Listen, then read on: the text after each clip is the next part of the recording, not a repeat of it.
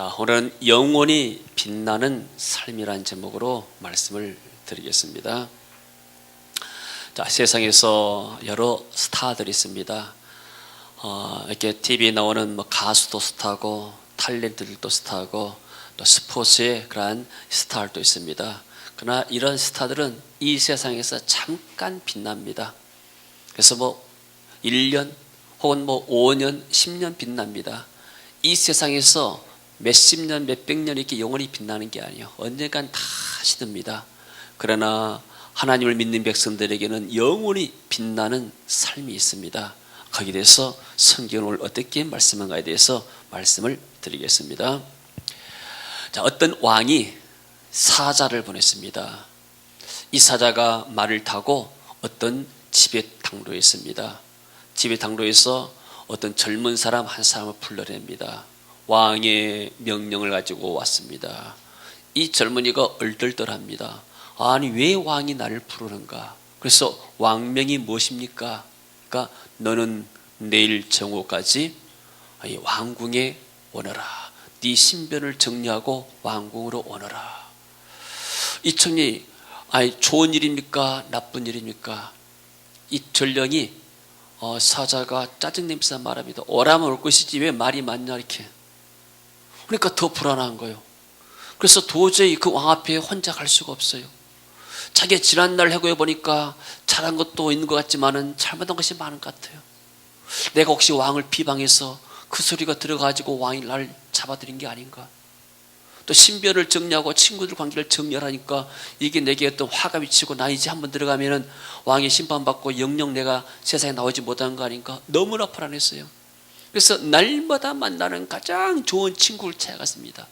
내가 지금 왕의 명령을 받고 내일까지 가야 되는데 혼자 벌벌 떨려서 갈 수가 없으니까 나하고 같이 왕궁에 갈 수 없겠니?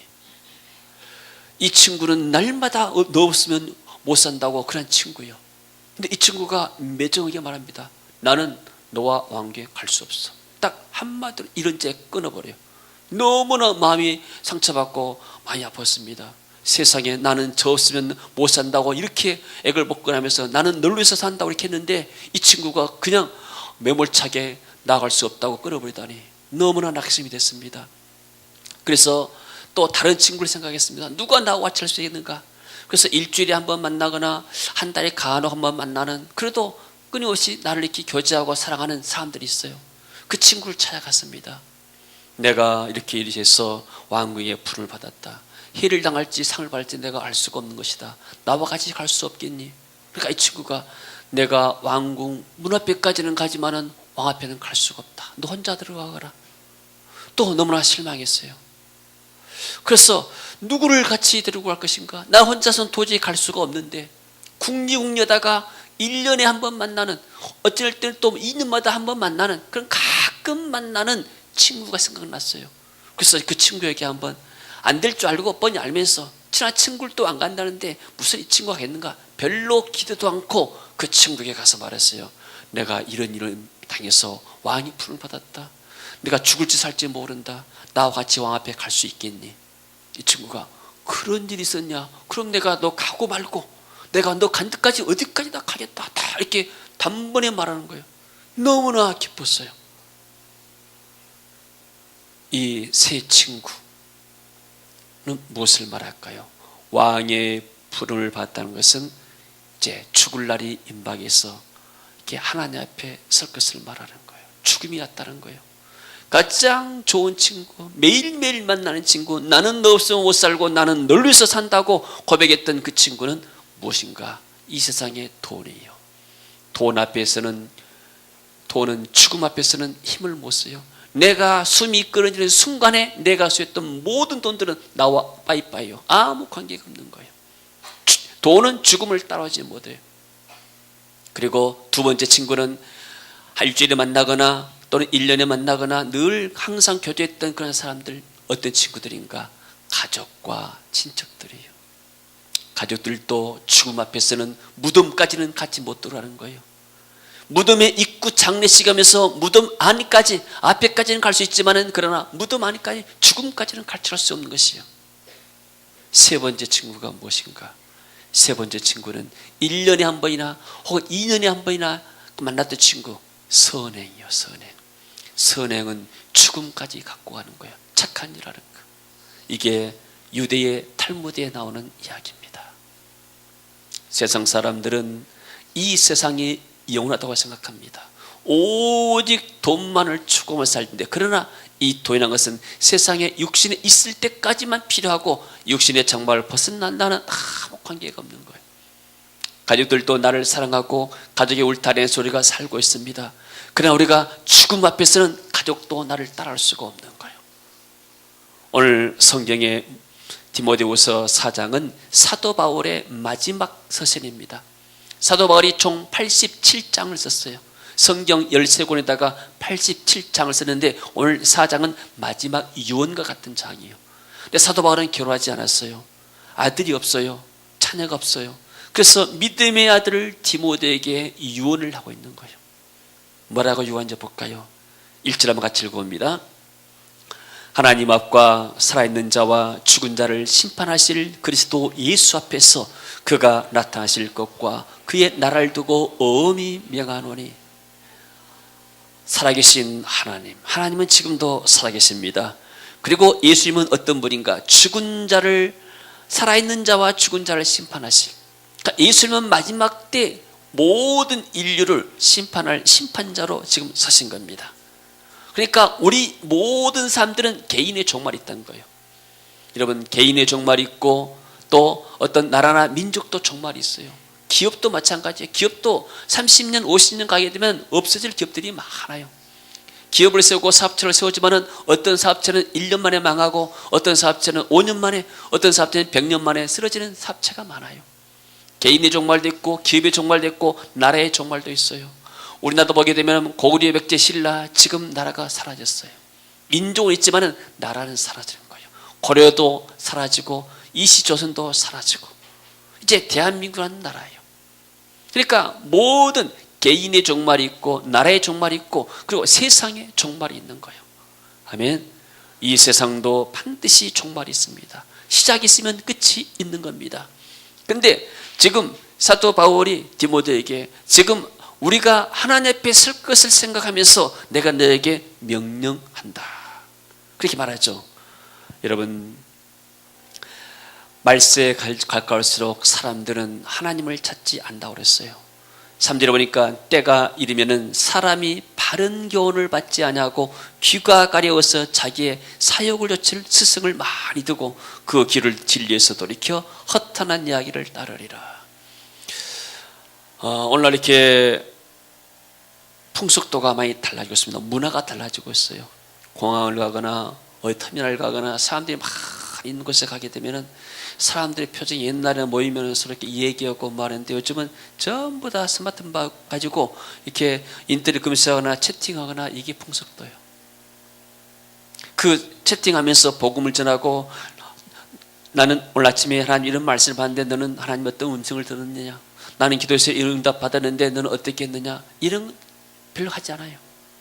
그냥 세상의 어떤 이야기들, 이런 이야기들, 채팅, 그야말로 이 채팅이란 건 뭐냐면 잡담이란 말이에요.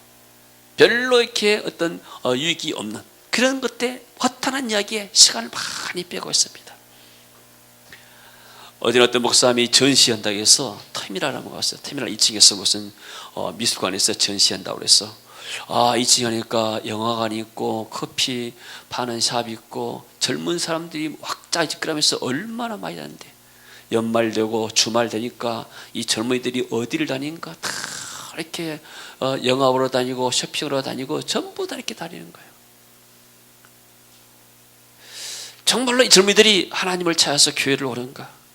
정말로 영적인 것에 굶주려 있는가? 세상 사람들은 그렇지 않아요. 세상적인 것에 다 굶주려 있는 거예요. 그래서 사람들은 자기의 욕심을 따르고 허탈한 이야기를 즐긴다는 거예요. 해도 되고 안 해도 될 이야기들. 그래서 어떤 남은 사람 비판이나 하고 또 연예인들 이야기나 하고 세상 돌아가는 이야기하다가 세상을 끝내는 거예요. 근데 이 개인의 종말 때 하나님을 알지 못한 사람들은 영원한 심판 가운데 들어간다는 거예요. 영원한 형벌에 들어간다는 거예요.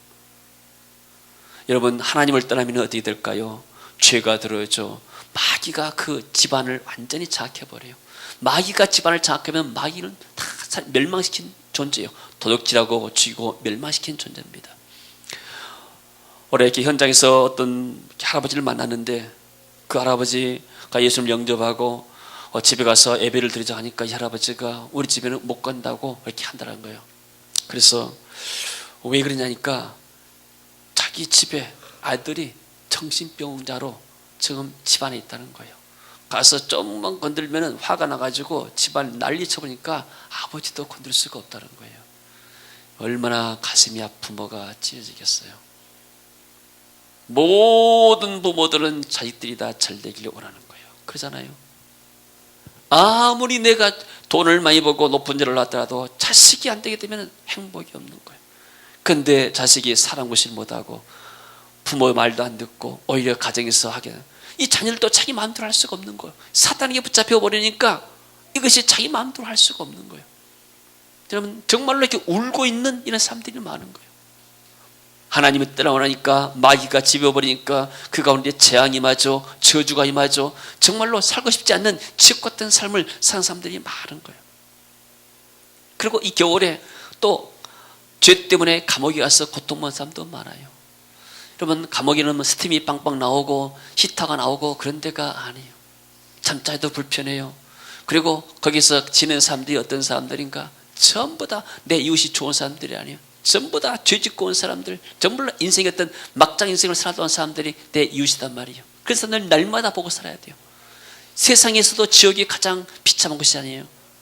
가장 저주받는 것이고, 근데 하나님의 영원한 심판받아서 영원한 지옥 간다는 것은 얼마나 큰 고통이겠습니까? 그래서 우리가 이런 사람들 볼 때 정말로 이렇게 우리가 긍휼한 마음을 보고 하나님 마음을 보면서 그 영혼들 우리가 구원해내는 것이 하나님의 기뻐하는 줄로 믿습니다. 한번 죽는 것은 사람에게 정하신 것이요 그 후에는 심판이 있으리니 누구든지 생명책에 기록되지 못한 자는 불못에 던지오더라. 그래서 불신자는 영적인 것을 알지 못해요. 오직 육신, 내 육신만 위해서 사는 거예요.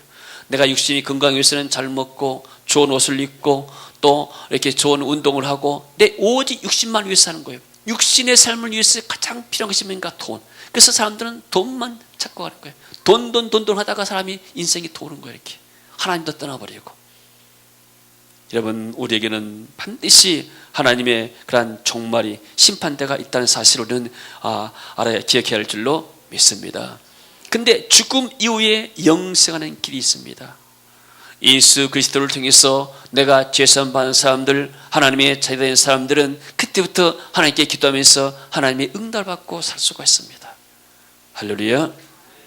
그리고 하나님께서 우리와 함께 하시게 되면 우리가 이런 죄와 질병, 저주의 세계에서 벗어나는 거예요. 그러나 내 가정에서 아직도 우상이 있거나 아직도 어떤 이렇게 사단이 역사할 수 있는 근거가 있게 되면 사단의 그걸 타고 역사하는 거예요. 그러니까 가장 이렇게 한국 사람들의 이 안 좋은 것이 뭐냐면 제사요. 사람들이 생각할 때 제사는 조상에게 효도한 것이라 생각합니다. 그러나 그게 아니에요. 죽은 할아버지가 귀신이 돼서 돌아온 게 아니에요. 죽은 영혼은 천국 아니면 지옥으로 가버려요. 하나님 안 믿었으면 이미 지옥에 갇혀 있는 거예요. 나올 수도 없는 거예요. 그러면 제사 때 오는 것이 누군가? 귀신한 거예요. 고린도에서 10장 20절에 보니까 대저 이방인의 불신자들이 하는 제사는 하나님께 하는 것이 아니오 귀신에게 하는 것이네. 나는 너희가 귀신과 교제자가 되기를 원치 않는다. 그러니까 제사라는 것은 귀신을 초청해가지고 귀신과 교제하는 거예요. 그러면 귀신이 와가지고 집안을 망치는 겁니다. 복을 주는 법이 없어요.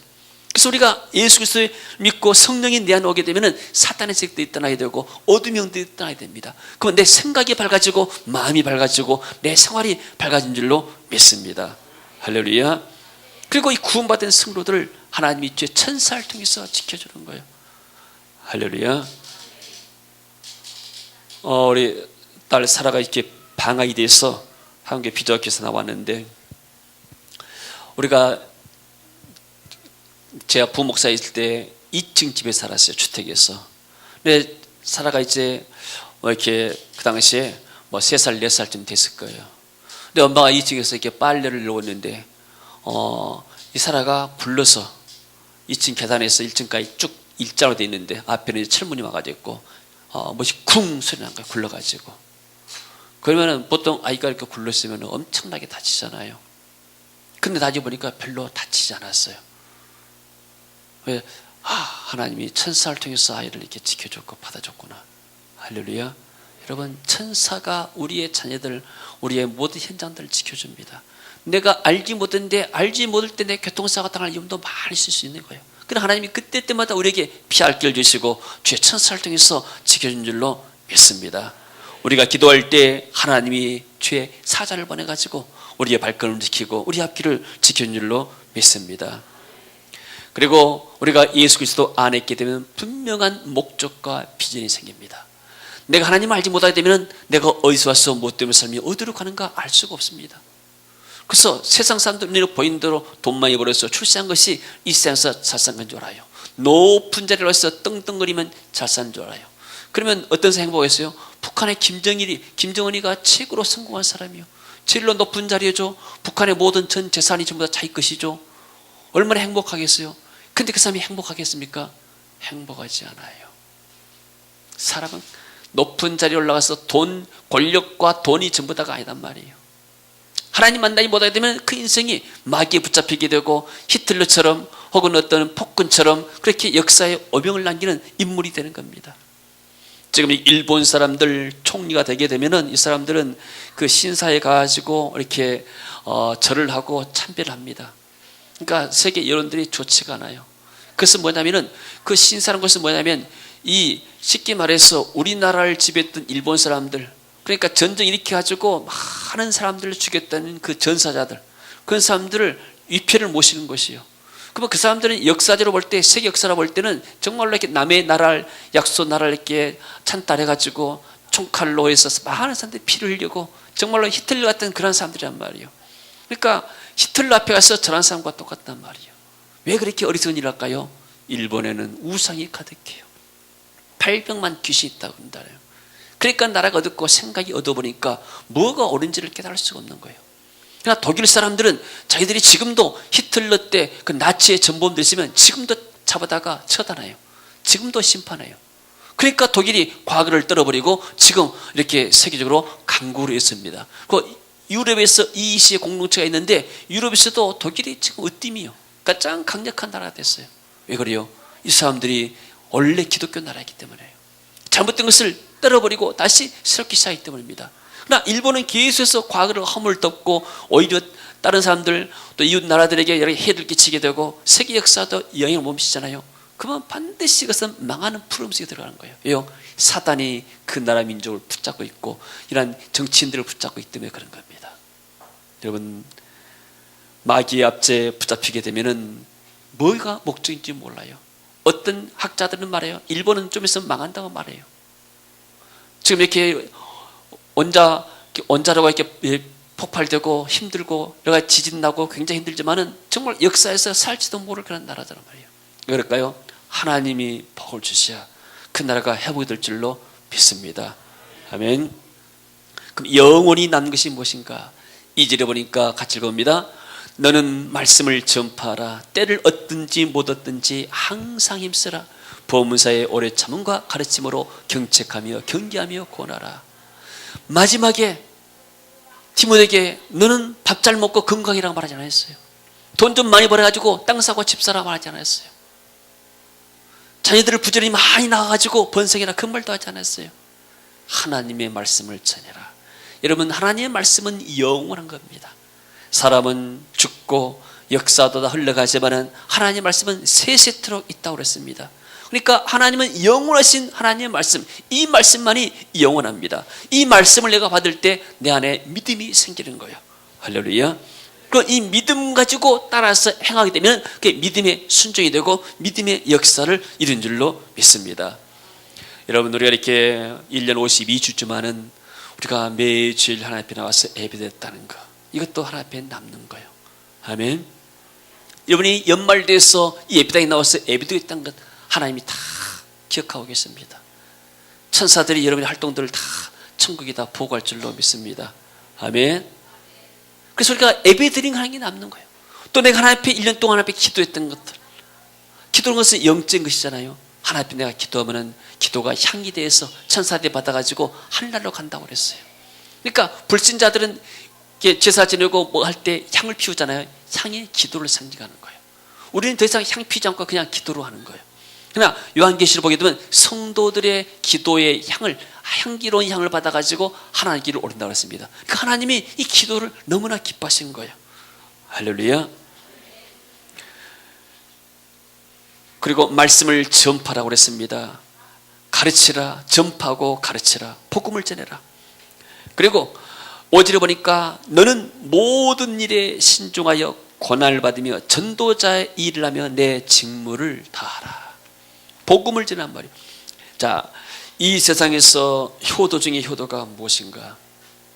저는 대학을 졸업했지만은 신학해가지고 목회자 하면서 돈을 많이 못 벌어가지고 우리 아버지를 육신적으로 물질적으로 많이 봉양을 못했어요.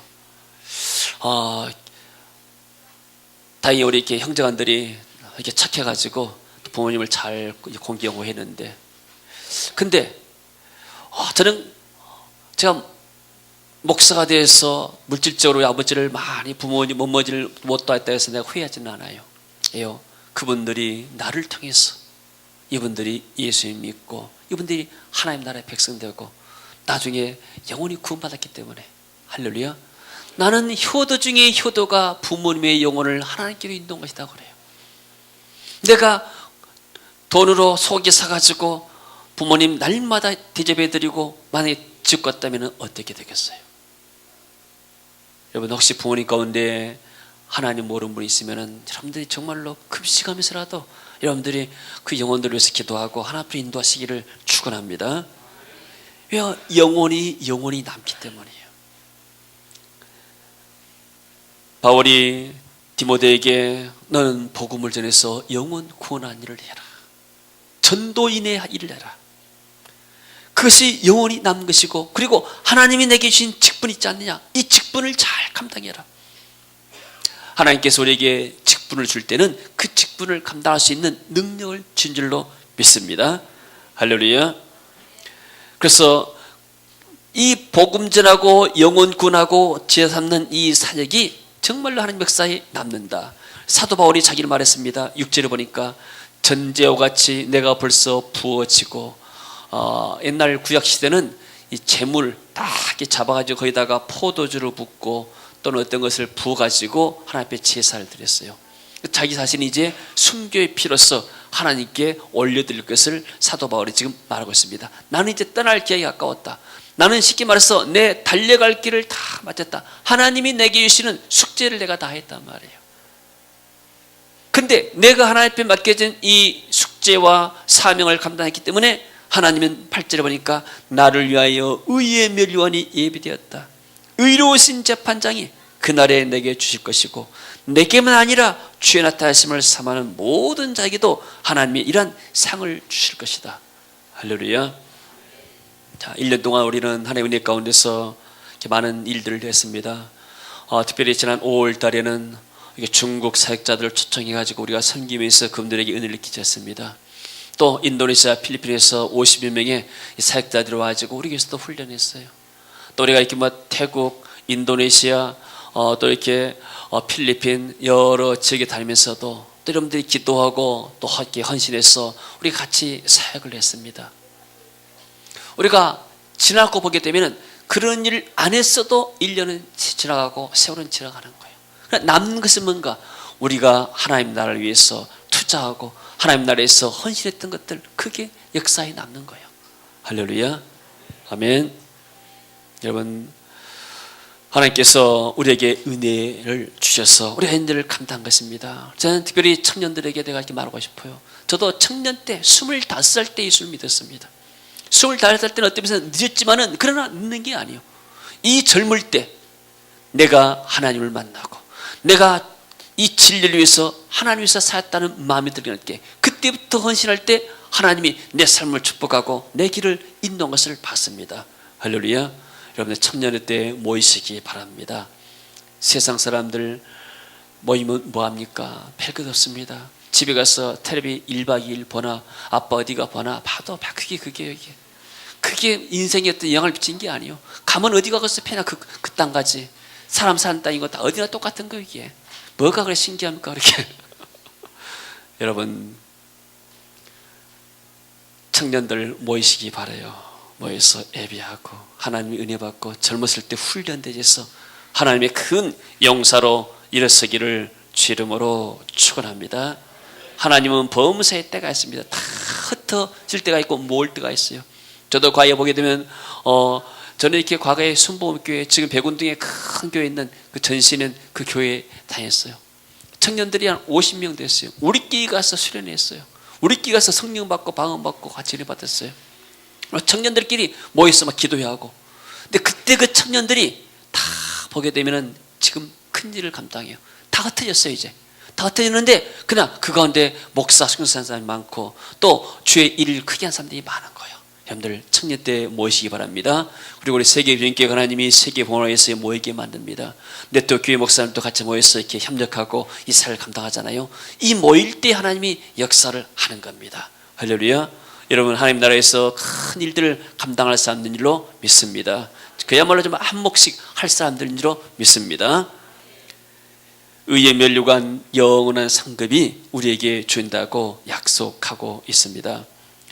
사랑하는 성도 여러분, 여러분은 무엇을 남기고 가기를 원하십니까? 영원한 나라에서 빛나는 삶을 살고 싶지 않아요.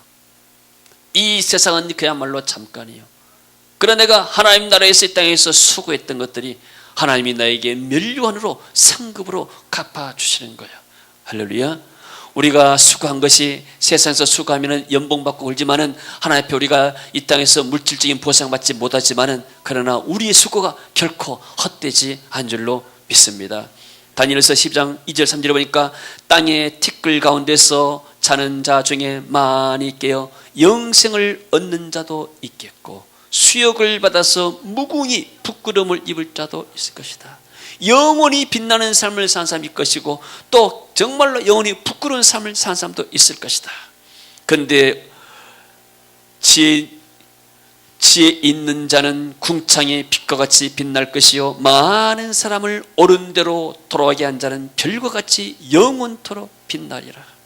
많은 사람들을 옳은 길로 인도하는 사람들이 하나님 앞에서 영원히 빛나는 삶을 산다고 말씀했습니다. 할렐루야. 사랑하는 성도 여러분, 오늘도 이 땅에서 하나님이 주시는 직분이 있고 은사가 있고 달란트가 있습니다. 이 모든 것을 우리가 하나님 앞에 복음을 위해서 헌신하게 되면 하나님이 우리를 저 하나님 나라에서 영원히 빛나는 스타가 되게 할 줄로 믿습니다. 세상의 스타와 비교할 수 없는 영원히 빛나는 삶이 있어지기를 주 이름으로 축원합니다. 할렐루야.